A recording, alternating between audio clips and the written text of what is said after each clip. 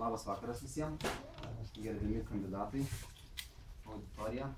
Esu Deividas, Petrašiūnų gyventojas.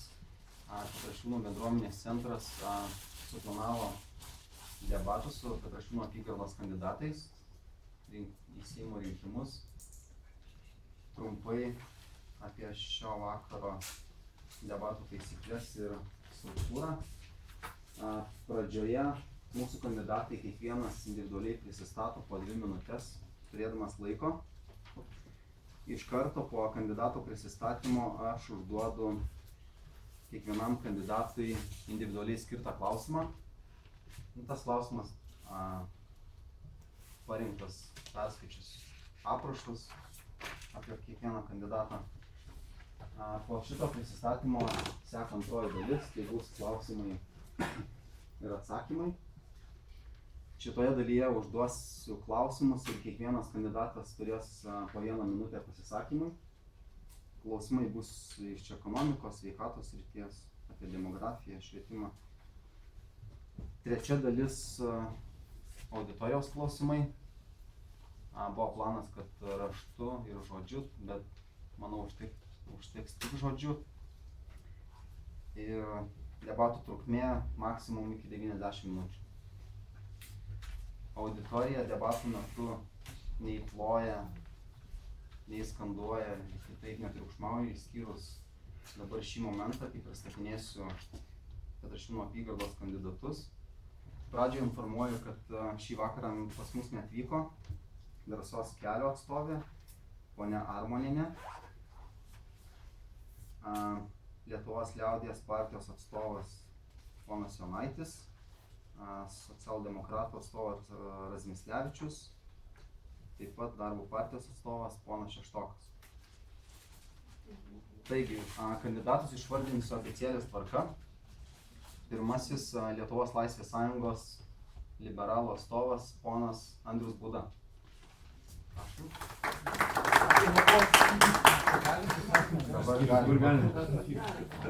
Labą vakarą visiems. Ačiū, tai aš tiesiog pristatau ir po to jūs individualiai pristatau.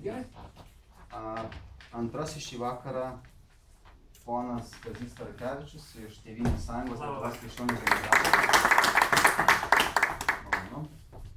Trečiasis atstovas yra Lietuvos valstiečių ir žaliųjų sąjungos atstovas, ponas Gediminas Vasiliauskas.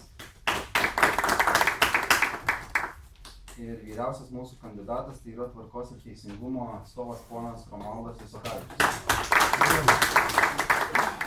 Ačiū kandidatams. Dabar pradėsime pirmąją dalį, tai yra jūsų prisistatymas. Turėsite kiekvienas individualiai po 2 minutės. Pradėsime nuo pono Budos. Prašau. Labą vakarą. Mano vardas pavardė Andrius Buda. Esu užaugęs ir gimęs ir užaugęs, reiškia, Petrašiūnų ir Dainavos rajonų sankirtoje.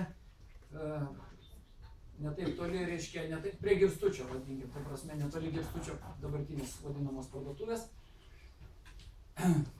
Baigiau Varpo gimnaziją ir aukštosius mokslus baigiau ką tik atkurtame Vytauto Didžiojo universitete. Mes su pirmosios laidos atkurto universiteto absolventas. Baigiau universitetą ekonomisto ir vadybos specialybę.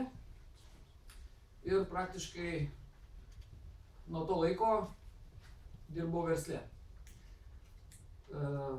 Jau mūsų pirmąjį įkurta įmonė, šiemet mes švenčiame 25 metų jubiliejų. Tai 25 metai kad išgyveno įmonė per visus laikotarpius, tokių turbūt Lietuvoje labai nedaug yra. Šalia viso verslo gyvenimo manęs tai neypatingai motyvavo, aš labai daug laiko skyriau įvairiam visuomeniniam veiklom. Tai dabar čia sunku būtų išvardinti, kiek ir kokių veiklų užsiėmiau, bet tai buvo tiek bendruomenės, tiek bendrijos, kur aš gyvenau valdybos. Šiuo metu dar vis esu VDU universiteto VTVF fakulteto valdybos narys. Aišku, 2004 įstojau į Liberalų centro sąjungą tuometinę, dabar Liberalų centro sąjungos tąsa yra Lietuvos Laisvės sąjunga. Ir visą laiką neatitolau nuo visuomeninio gyvenimo, visą laiką sekiau, kas vyksta ir per tą laiką turbūt turiu nesuskaičiuojamą galybę padėkų įvairių federacijų, institucijų, savivaldybės, visų Kauno merų nuo 2002 metų. Gerai, ačiū. Laikas baigėsi. Dabar perskaičius jūsų aprašą pateiktą anketą, susidariau įspūdį domitės daug sporto šakų, finansais. Taigi klausimas jums būtų, kaip jūs manote, kaip teisingai paskirstyti valstybės skiriamą finansinę paramą visoms sporto šakų federacijoms? Nes šitas klausimas viešoje erdvėje yra iškilęs, kad krepšiniui daugiausia tenka, kitoms šakoms nuskriaustas jaučiasi ir panašiai. Prašau, minutę laiko. Nepasakyčiau, kad esu labai pasiruošęs tam klausimui, bet pagal mūsų programoje sportui yra pakankamai daug išskirta dėmesio. Ir manyčiau, kad tai aišku, kad tendencinga. Mes patys esame rėmėjai bent 2 federacijų. Tai mano brolis prezidentas moterų Akmė Žalgiris, kuris yra šiandieną Lietuvoje numeris 1 moterų rankinio klubo. Aš pats esu Galiūnų federacijos rėmėjas daug metų ir jų geras draugas. Bet aš sakyčiau, kad tikrai yra nedėkinga šitas, tikrai nedėkingai ir mano manymu futbolas ir krepšinis turėtų išskirstyti, turėtų būti biudžetai pripjauti ir būti daugiau liberalumo šitoje sferoje. Tikrai neteisingai federacijos yra, labai sunkiai klubai gyvena, labai sunkiai gyvena kai kurios federacijos, ypatingai tokių, kur tikrai turi gerus, pavyzdžiui, stalo teniso federacija, kuri irgi mano manimu yra labai aukšti pasiekimai ir potencialas geras, jie irgi gauna labai mažai lėšų. Tad kiek susiduriu, tai tikrai šiandieną politika yra neteisinga kryptimi pasukta. Reikia taisyti šitą situaciją. Supratau, gerai, ačiū Jums, ačiū už prisistatymą. Toliau ponas Starkevičius, prašau. Labą vakarą. Iš tikrųjų, šiandieną buvau Šalčininkuose. Atrodo, tikrai šilti susitikimai buvo su to krašto žmonėm ir sakiau, kad šiandien mane laukia čia susitikimas, tai prašė perduoti linkėjimus. Ten irgi jie lietuviškai kalba, o jeigu reikia, galim pakalbėti ir kitą kalbą su jais, bet iš tikrųjų kraštas, kuris vertas dėmesio. Bet aš tai, mano prisistatymas, gimiau ir užaugau Kauno priemiestyje, baigiau Kauno 13 vidurinę mokyklą. Čia tas 22 maršrutas, atsimenat, kaip buvo ir čia dar kažkada galutinis susitikimas, tai juo važinėjau į mokyklą. Vėliau studijos Vilniuje, Vilniaus universitete, po universiteto 79 metais grįžau į Kauną ir visą laiką dirbau Kaune iki pat 2004 metų, kai buvau išrinktas į Seimą. Seime vieną kadenciją, Seime dirbau, kitą kadenciją žemės ūkio ministru ir vėl dar vieną kadenciją dabar esu opozicija. Reikia pasakyti, kad kiekvieną etape, kur dirbau, jis buvo įdomus ir savotiškai turėjau palikti jau pėdsakus, kuriuos mes jaustume. Štai, kai dirbau Kauno savivaldybėje, tai teko vadovauti komisijai, kai atrenkant mūsų Žalgirio arenos architektus. Ir kai matome, Miliūnas buvo atrinktas Žalgirio areną, mes galim šiandieną pasidžiaugti. Laisva ekonominė zona taip pat buvo komisijos pirmininkė, šiandien yra mūsų pačios geriausios ir geriausiai apmokamos darbo vietos, kur verslas gali kurtis.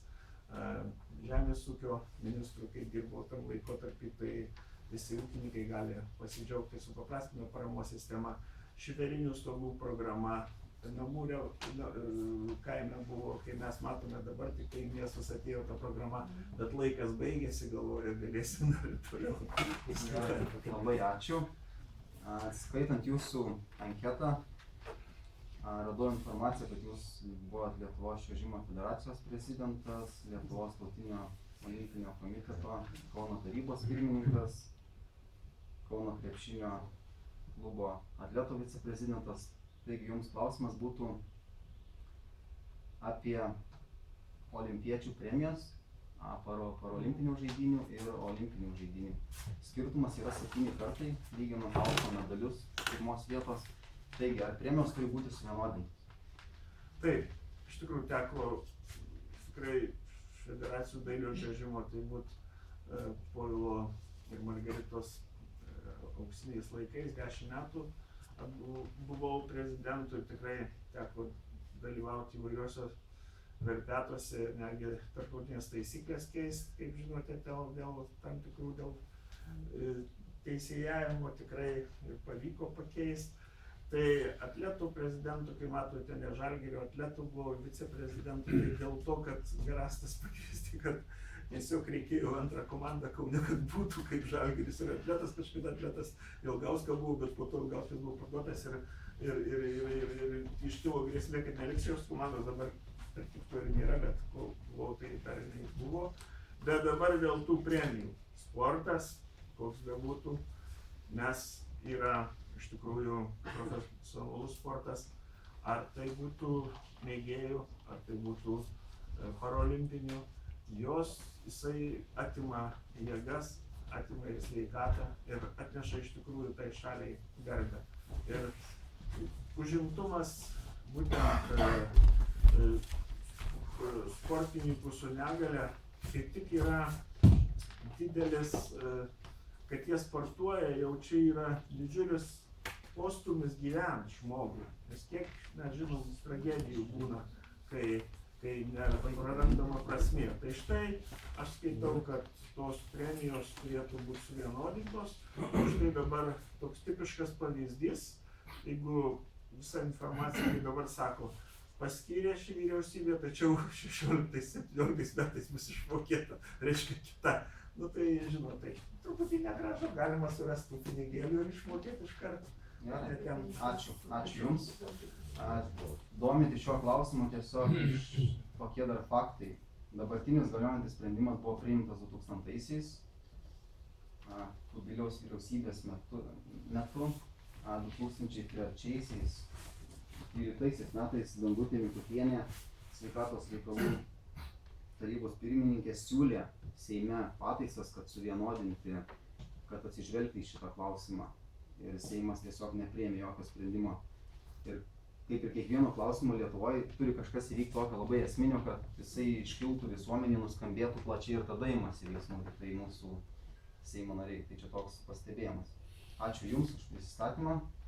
Toliau ponas. Gal aš, kadangi paminėjau, tiek gal ir įdomu, įsivaizduojate, iki to nebuvo visiškai jokio premijavimo. Tai čia reikia padėkoti Kurtinaičiui, kuris iš tikrųjų bandė surasti tokią sistemą irgi nebuvo jau pamiršti, taip ir paralimpiečiai, kurie tikrai mums lygiai vienodai brangus.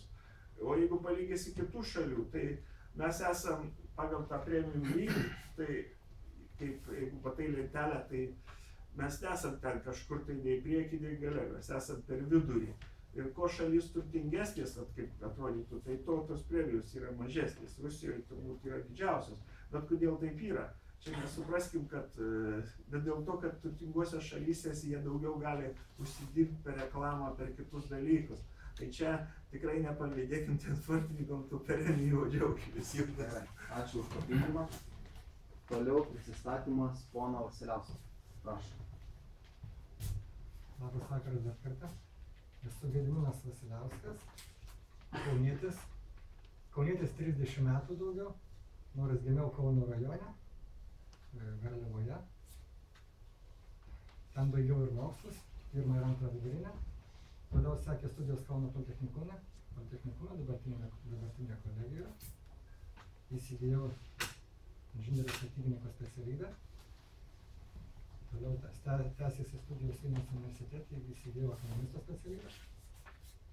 Dabar esu Kauno miesto tarybos narys, Vieningų Kauno frakcijos narys, Sporto, turizmo ir laisvalaikio komiteto pirmininkas, Kauno lengvosios atletikos federacijos prezidentas, visuomeninės organizacijos Vieningas Kaunas narys nuo 1 dienos, projekto Įdėk sveikai iniciatorius ir pradininkas. Projektą pradėjome prieš 5 metų su 14 žmonių. Dabar mes skaičiuojame žmonės jau šimtais, registravosi yra keli tūkstančiai, kurie vaikšto į treniruotės. Pagrindas buvo darytas visuomeninis pagrindais visuomeninė organizacija Vieningas Kaunas, bet jau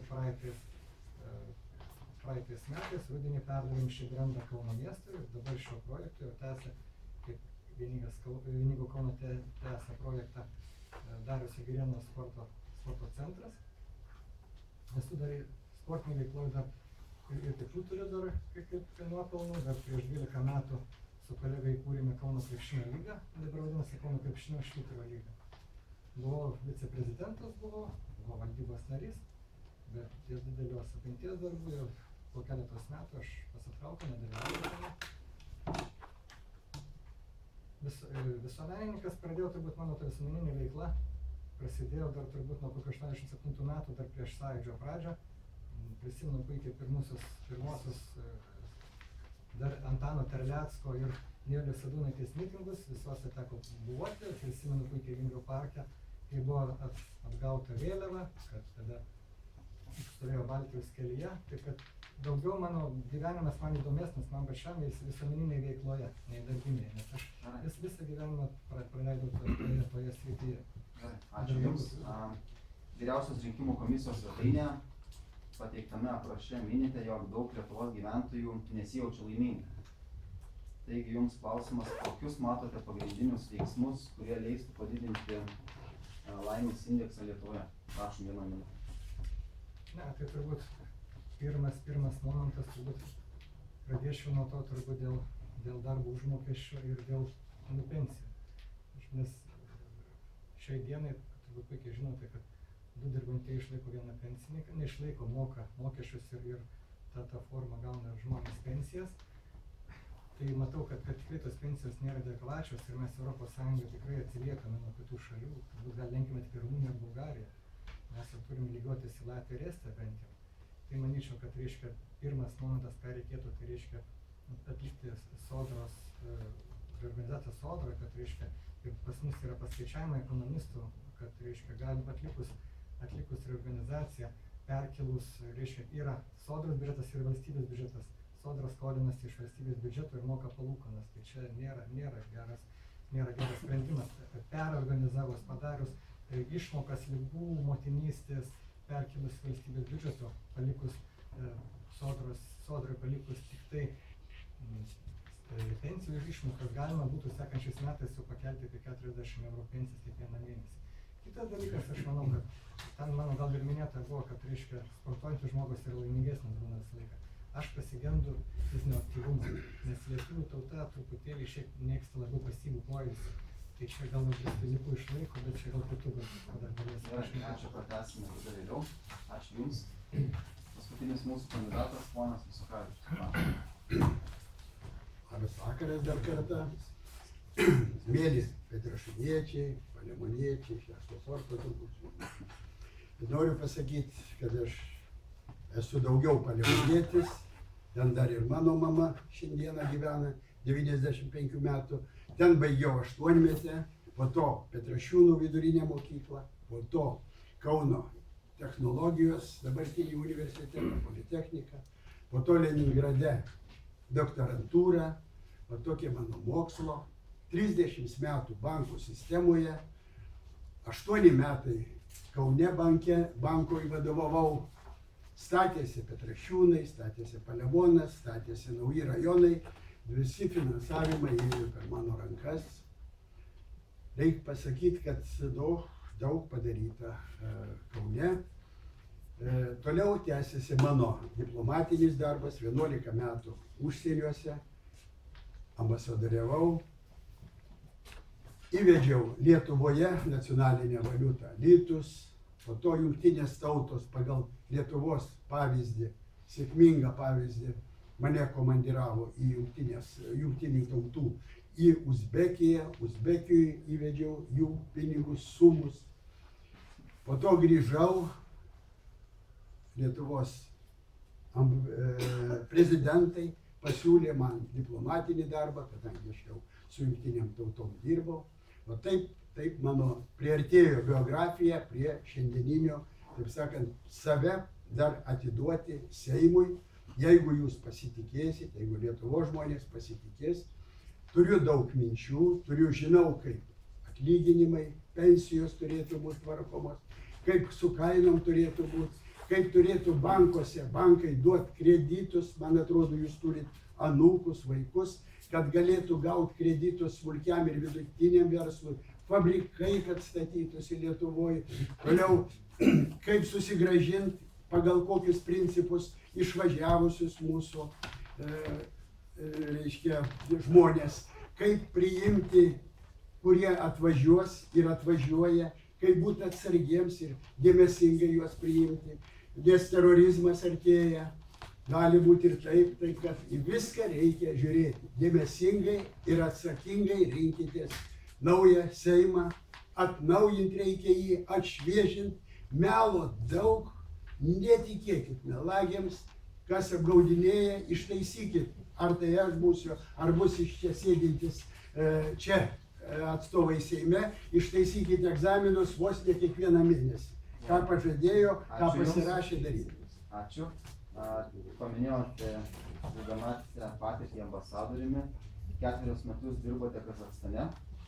Taigi klausimas būtų jums, kokių 3 dalykų Lietuvos valstybė ir jos piliečiai galėtų pasimokyti iš šios valstybės?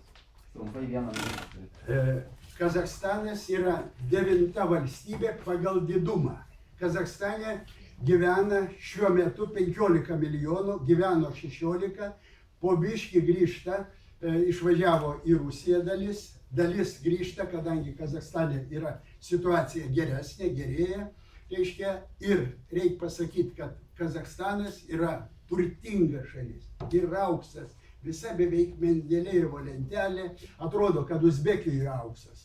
Daugiausia aukso Uzbekijoje, bet Kazachstane taip pat yra, naftos yra. Dirbant man Kazachstane pastačiau 3 paminklus tremtiniams, Karagandoj, Džiskasgane ir Balchaše. Gražiausi paminklai, jeigu bus kada įdomu, atnešiu knygą, parodysiu, galingi akmeniniai paminklai mūsų tremtiniams. Toliau, Kazachstano beveik Mažeikių gamyklą kazachai būtų nupirkę, per kazachus mes iškėlėm Mažeikių gamyklos kainą, Lenkai sumokėjo solidžią kainą. Aišku, gaila, kad iš Lietuvos žmonių rankų išėjo į rankas lenkiškas. Kodėl? Jie gali vadovauti gamyklai, o lietuviai negali. Juk jie irgi naftos neturi. Kazachai būtų atėję su nafta, o Lenkai dabar taip pat gaudo, kaip mes gaudėm anksčiau, Atlanto vandeninė laivus ir į Būtingę nukreipinėjom, o Mažeikiuose perdirbinėjom. Ačiū. Gerai, tai šiuo jūsų pasisakymu baigiam pirmąją dalį. Visi kandidatai prisistatė. Antroji dalis buvo klausimai atsakymai. Pirmasis klausimas paprastesnis, pradėsime nuo pono Rūdos. Tapę Seimo nariu, kokius konkrečius darbus inicijuotumėte pirmiausia? Išvardinkite konkrečiai ir aiškiai šiems pasisakymams po 1 minutę. Prašom, galite pradėti.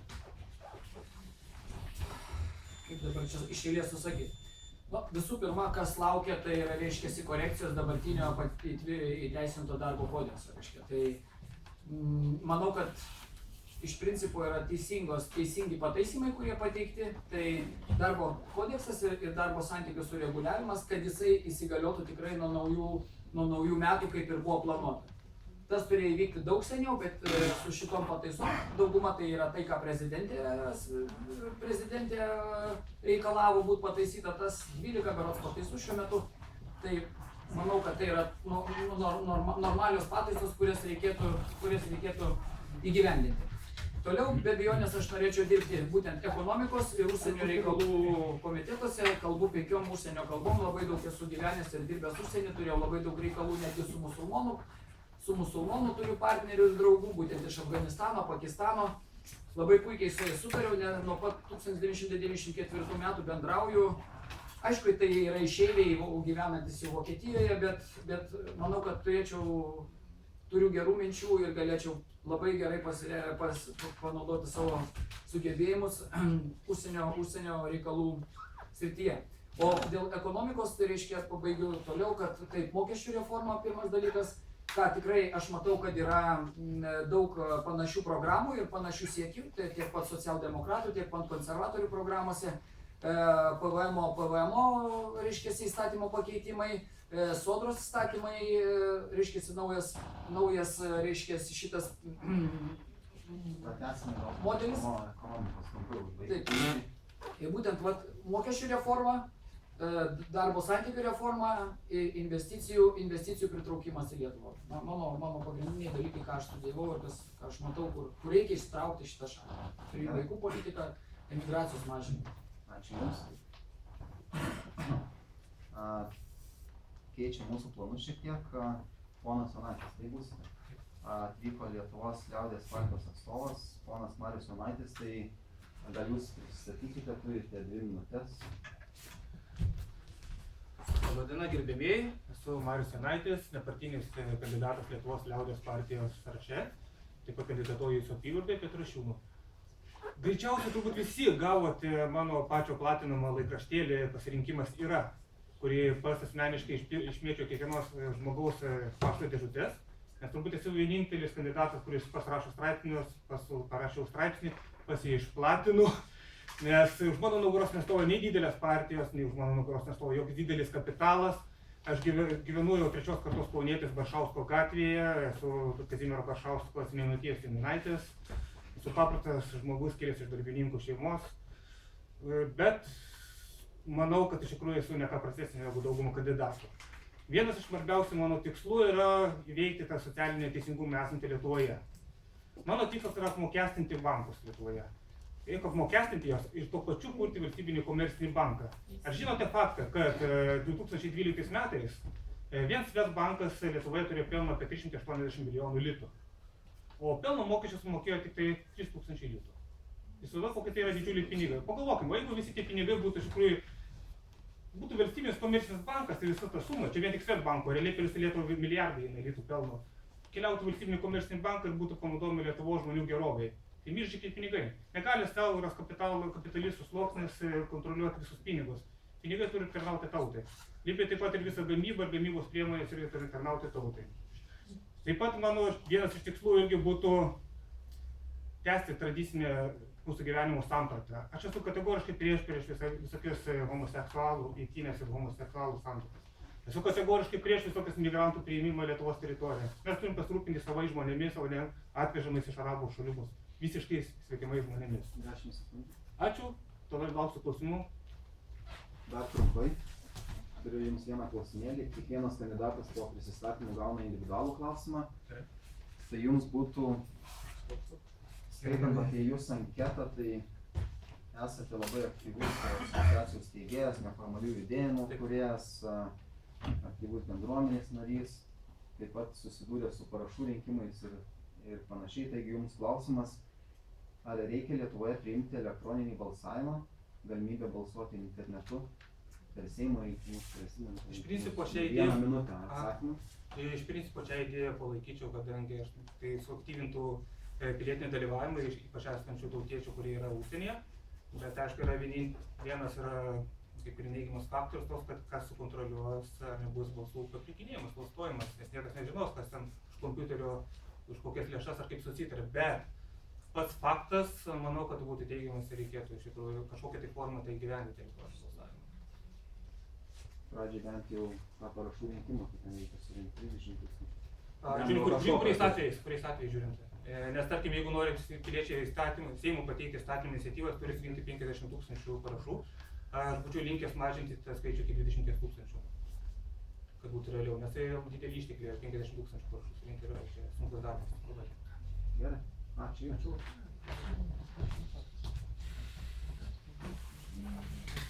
Taigi toliau tęsime mūsų antrąją dalį. Po visų kandidatų prisistatymo, tai yra bendri klausimai. Iš jų pats pirmasis ir jį atsakė ponas Būda. Toliau ponas Starkevičius, prašome trumpai per 1 minutę pakomentuokite, tapę Seimo nariu, kokius konkrečius darbus inicijuotumėte pirmiausia. Prašau. Taip, kaip ir buvo kalbėta, darbo kodeksas dabar neilgtas, neskustas toks, kai išėjo. Ir mano buvo pataisos įteiktos dėl dėl darbo jėgos apmokestinimo ir dėl pačių atostogų termino ir dėl ūkininko dabartinio dvigubo apmokestinimo, dėja į tai nebuvo atsižvelgta ir buvo dabar yra taip, kaip yra. Tai vėlgi grįžčiau prie tų pačių klausimų, nes juos man šiandieną kėlė ir Šalčininkuose būna pirkėjai. Aš galvoju, kad jūs irgi tą patį kažką tai dar iš jūsų išgirsiu. Tai čia vienas blokas su darbo kodeksu. Kitas tai yra, kadangi vis tiek specializuojasi žemės teisė, tai sugrąžinčiau supaprastintą paramos sistemą, kuri buvo suprantama ūkininkam ir prieinama ir mažinama korupcijos lygį. Tai nereikėjo rašyti didelių projektų, bet galėjo ūkininkas gauti paramą. Tai šis darbas būtų padarytas.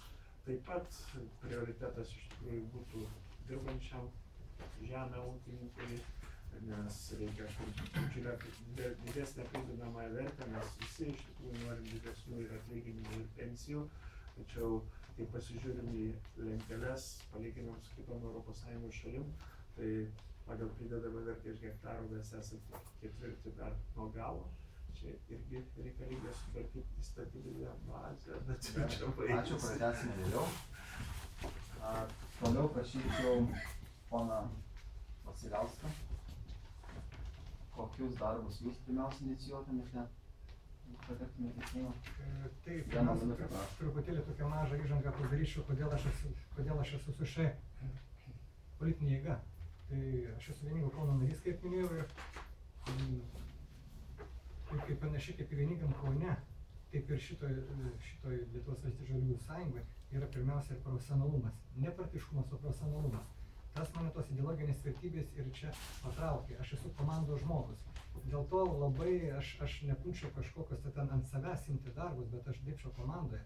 O vieną, ką matau, ką iš prioritetų, kas mane labiausiai, kas sakau, yra, tai sveikatos sistemos reforma. Nes ji dabar tikrai sveikatos sistemoje yra daug ką reikia pakeisti. Čia reiškia pradėti nuo viešųjų pirkimų pačių. Daug yra neskaidrumo. Tai vienas dalykas yra. Kitas dalykas, pas mūsų sistemoje sveikatos yra 90% berods yra 90% gydoma ligos. Ir tik 10% yra skirma prevencijai. Mano tikslas būtų tuos skaičius apversti procentus.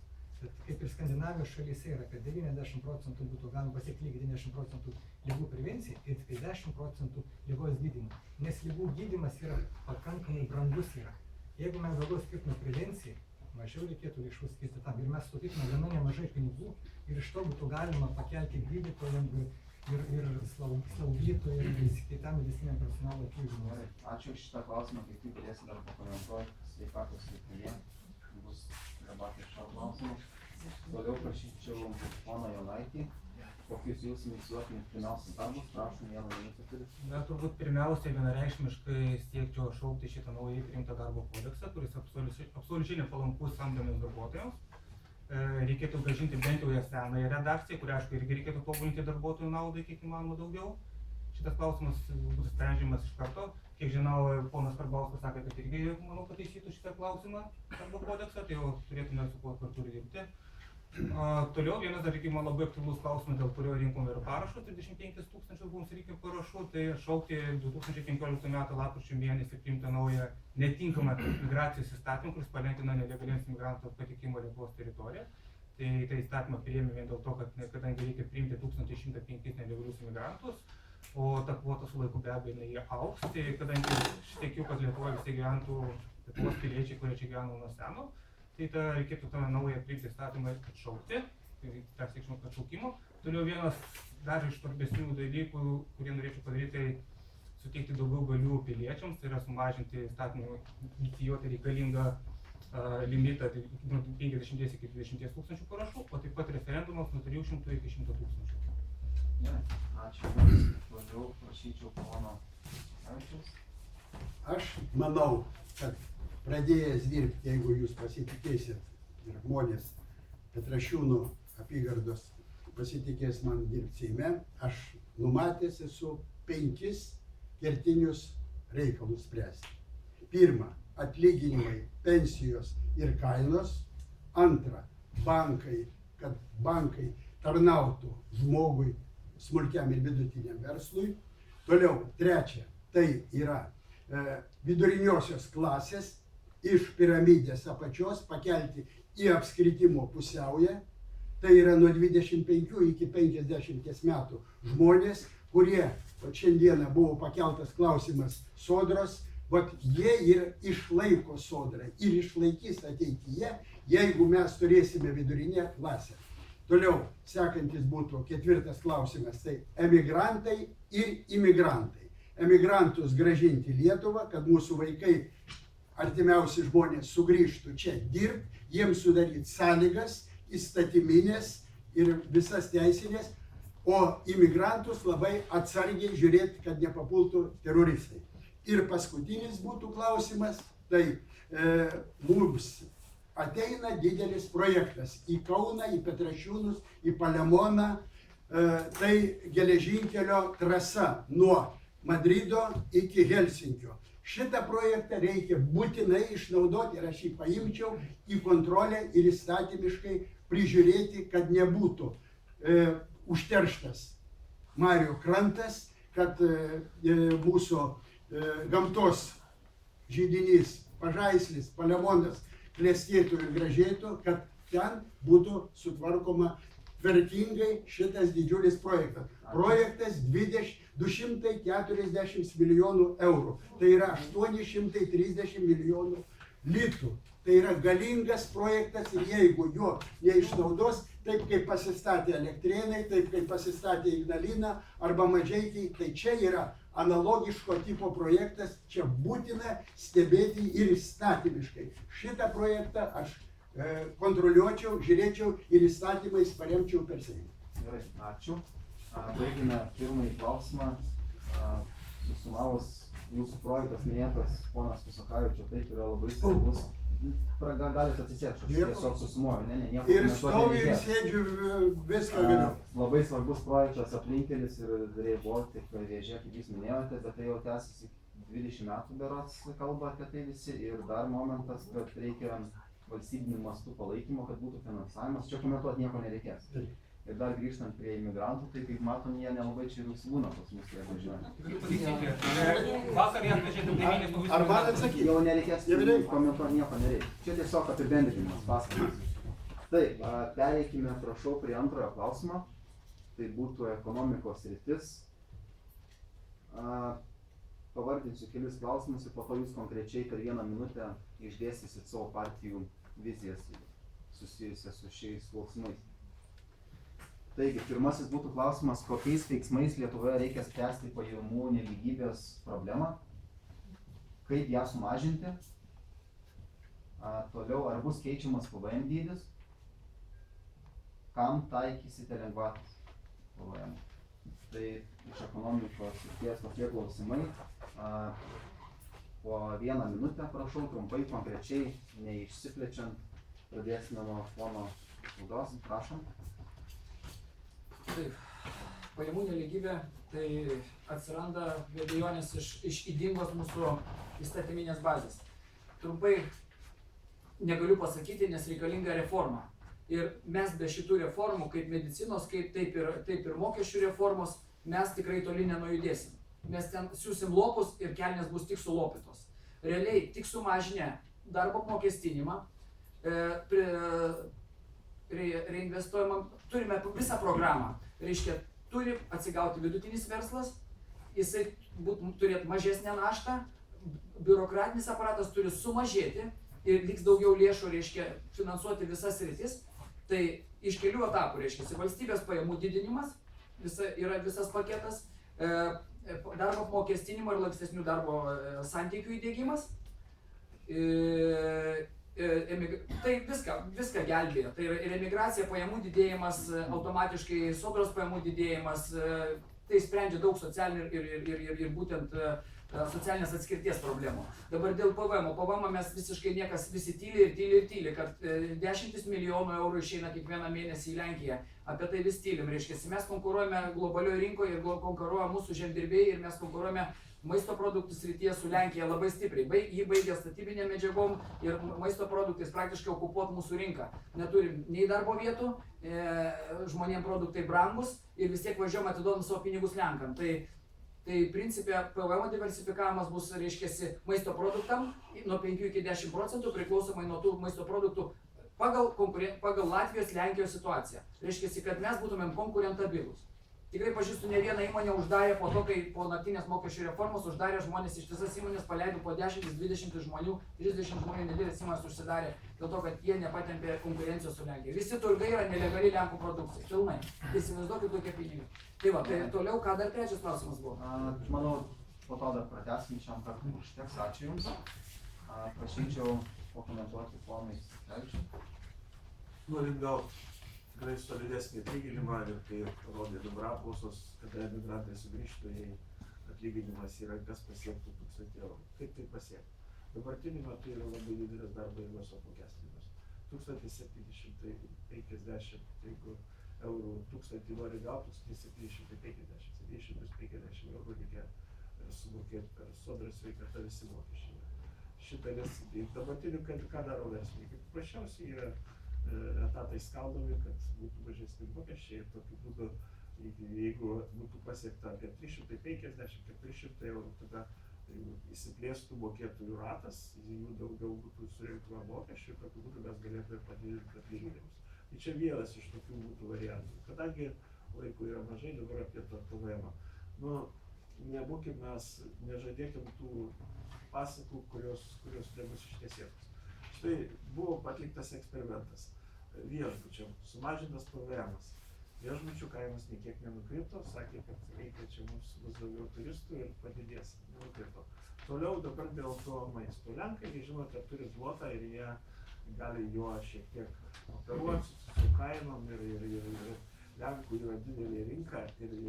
Nes vėlgi, kas pasiimna šitą, kaip parodo eksperimentą, ne vartotojai, kurie mes perkam, ta kaina nesumažės, bet bus perdirbėjai, gamintojai, kurie, vienu žodžiu, ta grandis tik tai pasiims šios pinigus, o parduotuvėje niekiek nesumažės ta kaina.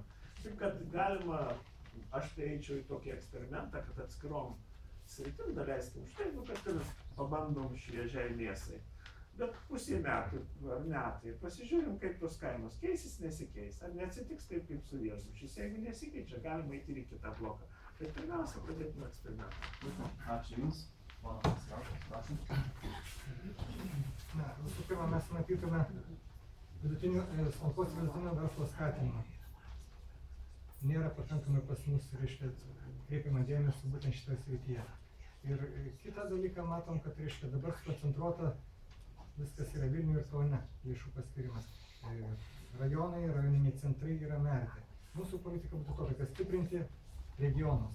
Tai mes numatome tam atskirą politiką, tai reiškia, kokiu būdu galima jaunimą, kad reiškia jisai, nes neturėdamas darbo, du variantai, arba įsidirba už minimalią algą, arba išvažiuoja užsienį. Tai mūsų būtų sprendimas, kad stiprinti regionus, sudarant tam tikras sąlygas pasilikti jaunimui. O kas liečia dėl PVM, tai kaip svarstėm, reiškia, tai nenumatom PVM mažinimo, nes, reiškia, manau, kaip ir kolega panašiai, kai kalbėjo, kad, reiškia, jeigu maisto produktam pamažinsim PVM, iš to naudos turi tik prekybos centrai. Gyventojai tai paskutinė kaina tiesiogiai tos įtakos neturi. Tai turbūt tiek. Labai ačiū Jums. Prašom. Paprasčiausias dalykas yra, kaip sakyti, progresiniai mokesčiai. Jeigu apie daug šneka, bet jau kurios niekas taip neįveda, be abejo visai mano priemonių palaikysi progresinių mokesčių vedimą. Daugiausiai uždirbantis turi daugiausiai mokesčių mokėti, o minimalias pajamas turintis mokėti arba minimalius mokesčius, arba visai jų nemokėti. Dėl PVM tai be abejo reikėtų įmažinti, ypač maisto prekiams ir būtiniausiams vartojimo prekiams. O kadangi prekybos centrai nespekuliuotų, tai be abejo čia turi būti valstybės stipri politinė valia. Jeigu prekybos centrai nesilaiko tam tikrų nustatytų taisyklių, tai šiuo atimti licenciją versis prekyba Lietuvoje. Nesutinka mažinti kainą tvarkoje, keliaukite čia, ateis kitas prekybos centras Lietuvoje ir susitaikys tom taisyklėm. O dėl Lenkijos lyginimo čia buvo, Lenkija turi savo nacionalinę valiutą, mes savo nacionalinės valiutos dėja neturime, todėl jeigu norime būti laisvesni, geriau reguliuoti kainas ir būti labiau ekonomiškai savarankiški, mes turime pamastyti apie lito susigrąžinimą. Lygiai taip pat pamastyti apie susigrąžinimą mūsų aukso sargų, kurios jau nėra Lietuvoje, jos yra Europos centriniam banke. Lygiai taip pat reikia pagalvoti, kur dingo mūsų 4 milijardai eurų, kurie buvo skirti užtikrinti lito stabilumą. Jie kažkur dingo ir apie tai niekas nekalba. Jie yra nusiusti tam, kad užtikrintų euro stabilumą. Euro stabilumas kiekvieną kartą vis mažėja, nes kas mėnesį yra išleidžiama, emituojama 80 milijardų eurų, kad euras būtų gyvybingesnis. Tai reiškia, euras vis nuvertėja kiekvieną mėnesį. Ačiū Jums. Dėl pajamų nelygybės. Pajamų nelygybė buvo, yra ir visada bus. Bet ji turi būti, pajamos šiandieną, turi būti ne tokios, kokios yra. Jos turi prilygti. Kainos pakilo parduotuvėse, turi pakilti ir pensija, ir atlyginimas.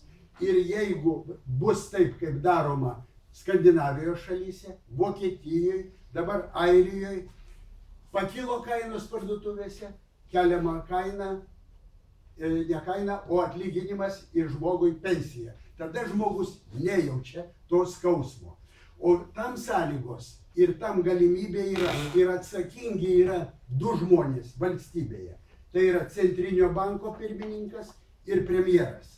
Ir jie turi instrumentus. Vienas turi monetarinės politikos, pinigų politikos instrumentus, kitas turi fiskalinės politikos instrumentus.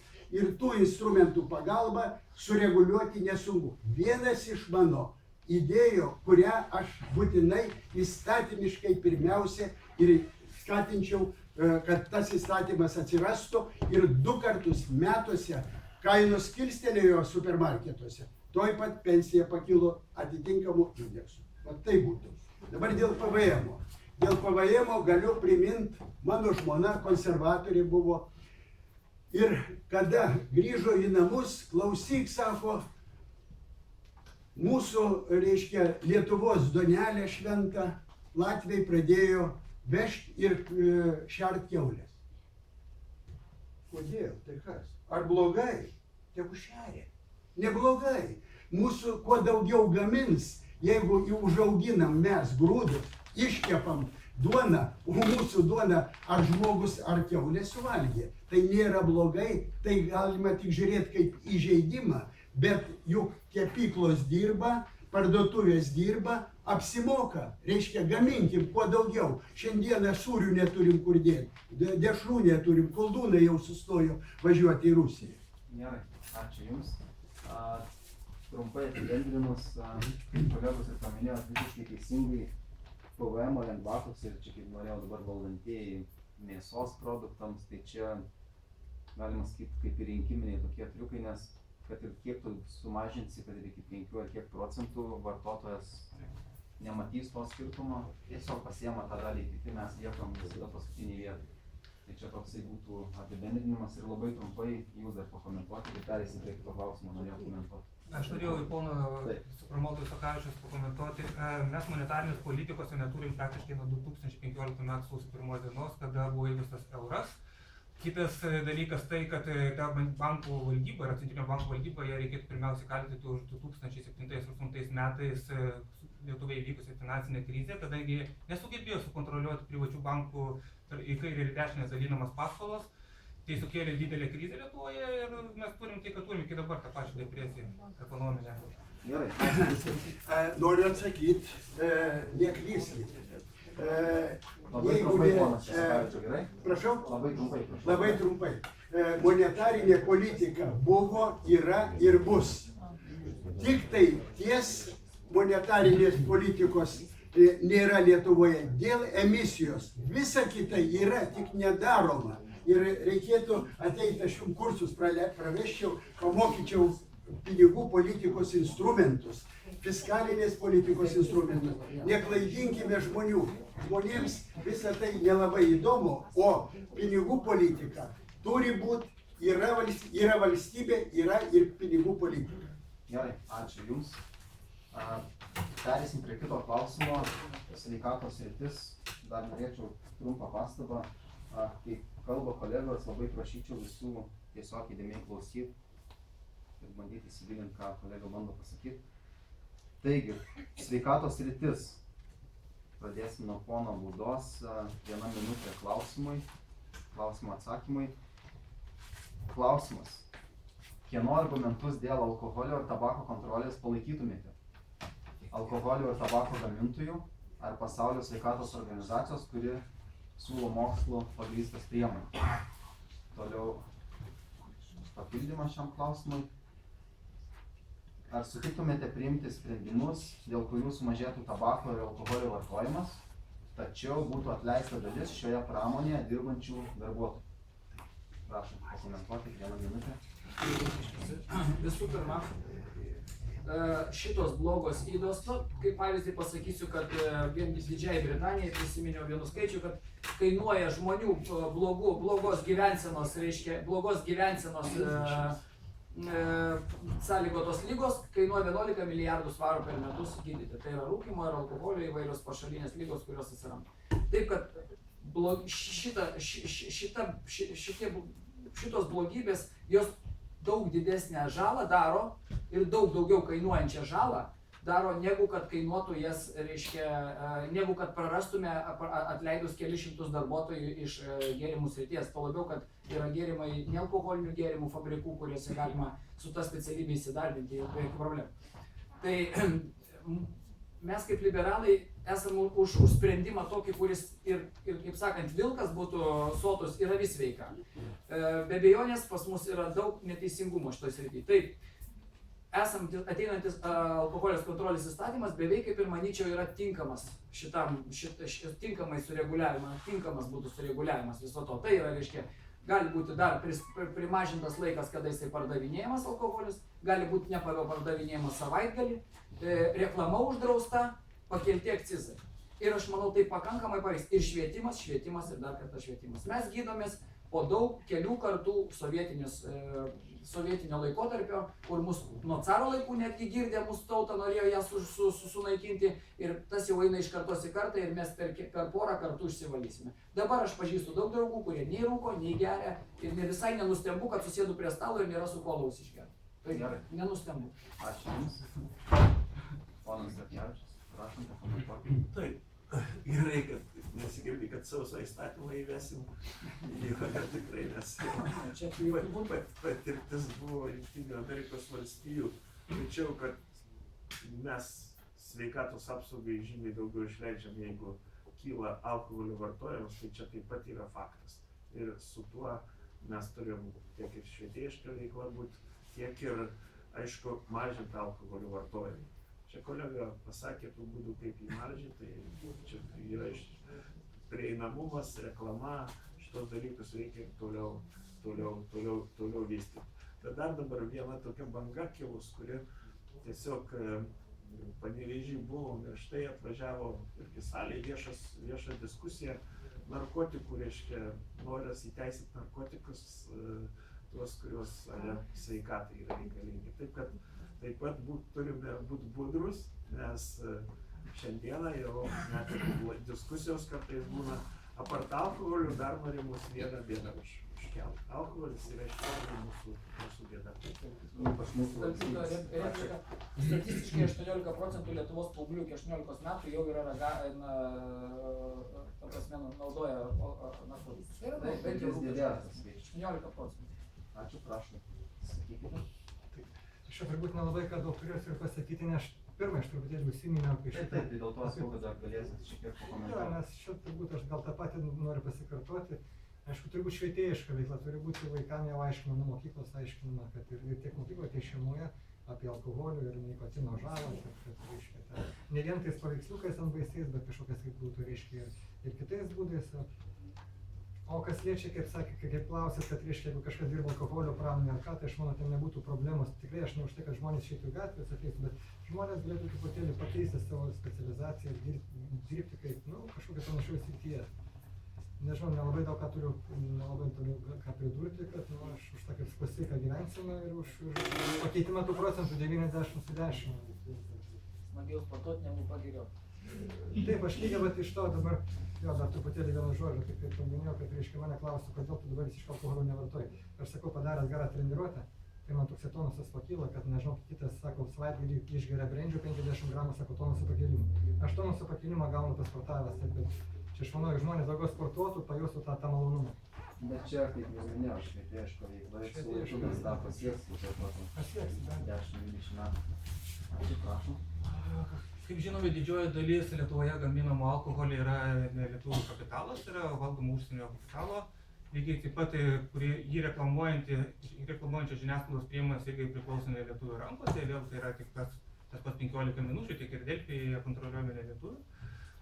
Čia yra problema ta, kad kažkas daro savo didelį verslą Lietuvoje iš to, nuodija mūsų tautą, o pelną įsiveža vėl į užsienį. Aš manau, iš tikrųjų, vienas būtų iš išeičių, tai yra vėl monopolizuoti alkoholio rinką, tai yra valstybė gaminti alkoholį ir skirstyti tam tikromis dozėmis yra su kiekvienais metais vis mažinti vartojimą alkoholio. Vienas iš priemonių būtų be abejo didinti akcizą alkoholio prekiams, tai yra kaina, kad didėtų alkoholio. Kitas iš priemonių būtų visiškas reklamos panaikinimas alkoholio. Visur, apskritai ir internete, ir lauko stenduose, nes dabar lyg ir negalima televizorių rodyti, bet šiek lauko stenduose mes visi matom tas reklamas. Aš būčiau ateityje už sausą įstatymą, nes alkoholizmas yra baisi nelaimė, baisi liga ir reikia kiekvienais įmanomais būdais stabdyti. Ačiū. Ačiū Jums. Geriau? Aš manau, kad yra pagrindinė priežastis užimtumas. Atsikėlė, ar įsipagiriojęs, ar neįsipagiriojęs žmogus ir nežino, ką daryti. Darbo nereikia, darbo nėra, reikalinga, kad atsirastų smulkus ir vidutinis verslas, kad turėtų darbo, kad žinotų, reikia nueiti dirbti, neturėtų laiko, kada ieškoti buteliuko ar to bambalio, kaip jau vadinasi liaudyje, o greta mato vaikai ir jie tuo pačiu keliu eina, kaip eina tėvai. Tai aš manau, kad užimtumas, smulkus ir vidutinis verslas išmuštų visą tą reikalą iš po kojų. Net Danijai girtuoklių yra. Jeigu mes juos matysim, tai... Gerai, ačiū Jums. Tiesiog dar pakomentuojant prie šito klausimo, ką siūlo sveikatos organizacija, tiesiog kaip ir visi kolegos paminėjot jūs, reklamos draudimas, kainos didinimas, kas be ko, fizinis prieinamumas, tai specializuotų parduotuvių įsteigimas, o ne kiekvienam supermarkete, kas daugelį šalių vyrauja. Dėl tabako visą tai, ką išvardinau, plus apsauga nuo pasyvaus rūkymo ir pagalba metantiems rūkyti. Tai čia yra tokie jų pastebėjimai. Ir dar kitas momentas mūsų valstybės aktualijų. Nuo rugsėjo 2 dienos buvo įvestas nelabai aiškus sprendimas supermarketų organizacijų ir vakar berods Seimo nariai atmetė tai, priimdami nutarimą.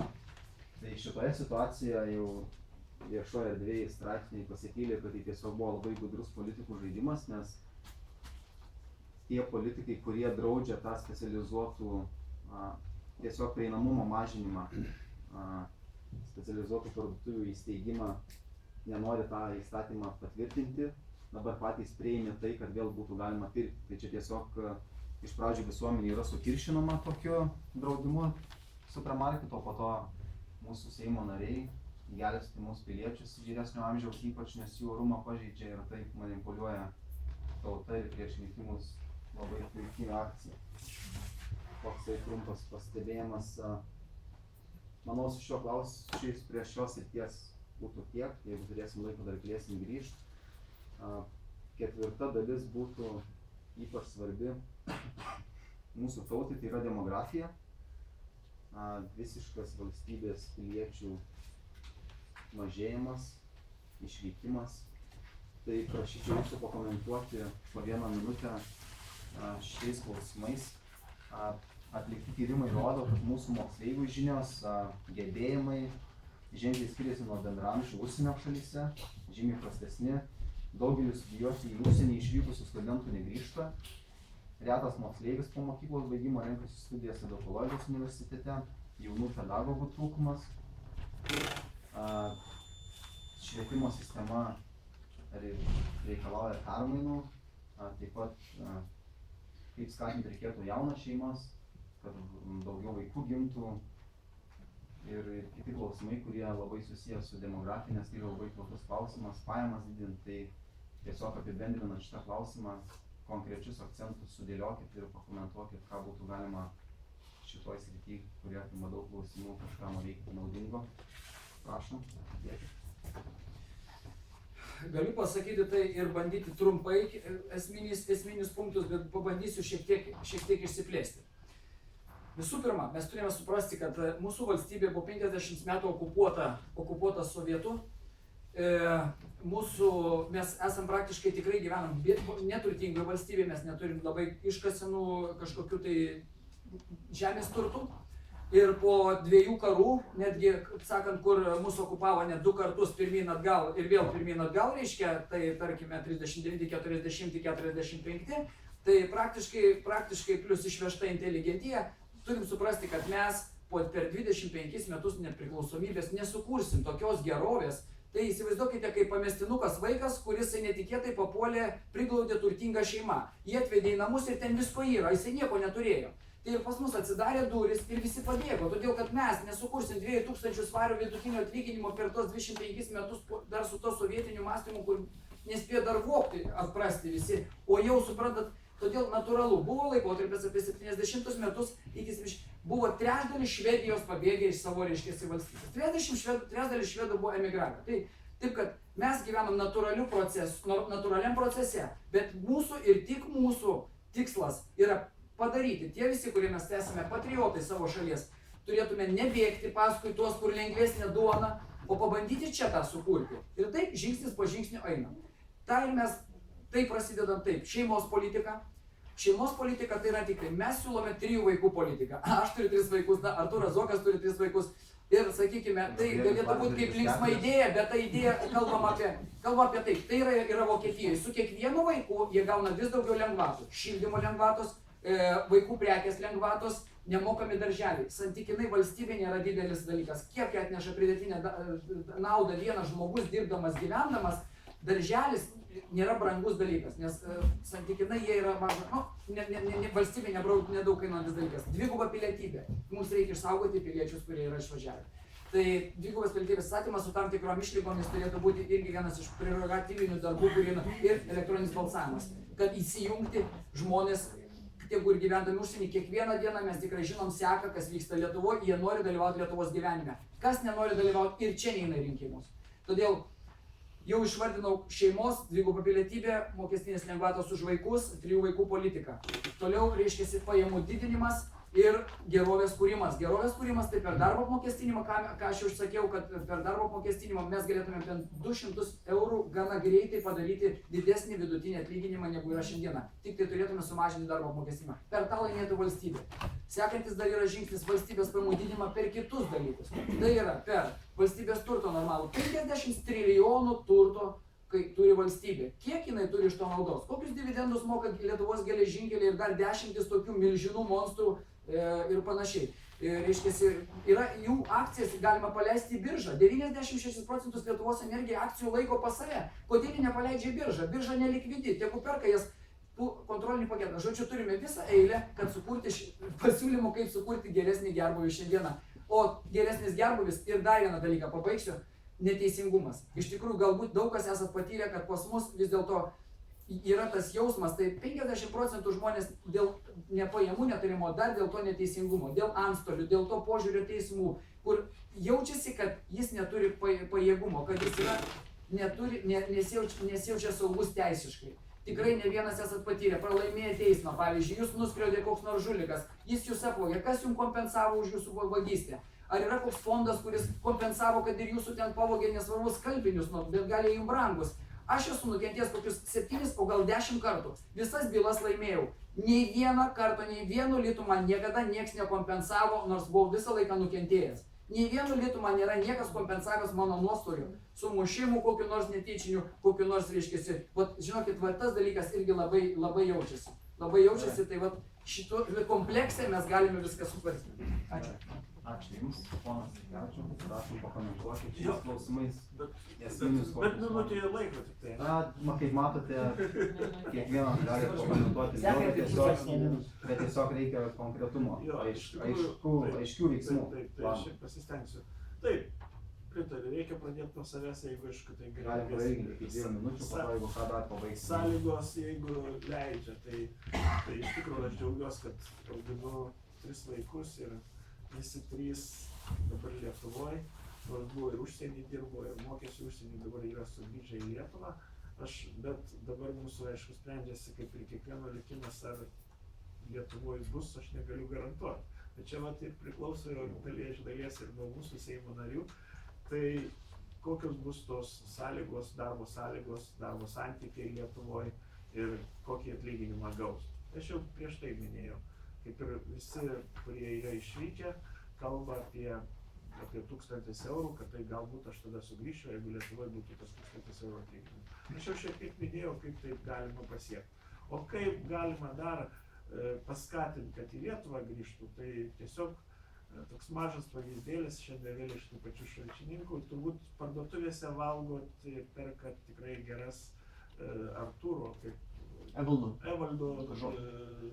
Evaldo salotas, turbūt taip. Tai va tas, jisai buvo išvykęs irgi emigrantas į Angliją, sugrįžo ir šalčininkuose ten mašiną sugedo. Skaitų vietinį laikraštį parašyta, reiškia, parduoda šiltnamius.